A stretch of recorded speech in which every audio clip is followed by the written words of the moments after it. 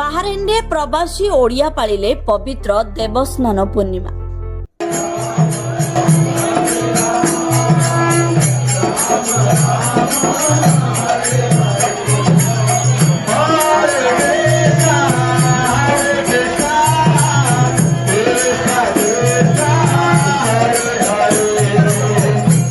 पवित्र देवस्नान पूर्णिमा अवसर में बाहरिने कानू गार्डन रे अवस्थित इस्कन मंदिर परिसर रे चतुर्धा मूर्ति रत्नवेदरो स्नान वेदक आसी सुबासित जल स्नान करथिले। प्रतीक सुदर्शन परे बड़ भाई बलभद्र और भौणी देवी सुभद्रा आसिबा परे शेषरे आसीथिले कालिया ठाकुर। एई दिव्य मुहूर्त को देखिबा पई शताधिक ओडिया परिवार मंदिर प्रांगण रे भीड़ जमाइथिले। घंटा घंटा शंख ध्वनि रे मंदिर प्रकंपित होइथिला। पवित्र देवस्नान कला परे शताधिक भक्त प्रसाद सेवन करथिले।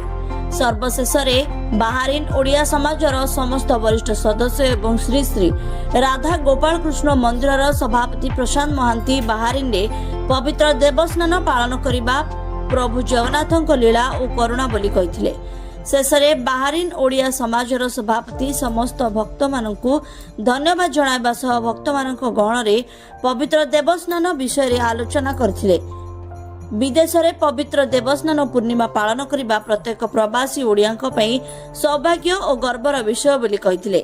शताधिक अण ओडिया मध्य देवस्नान पूर्णिमा पालन करी निजकु सौभाग्य मने करथिले।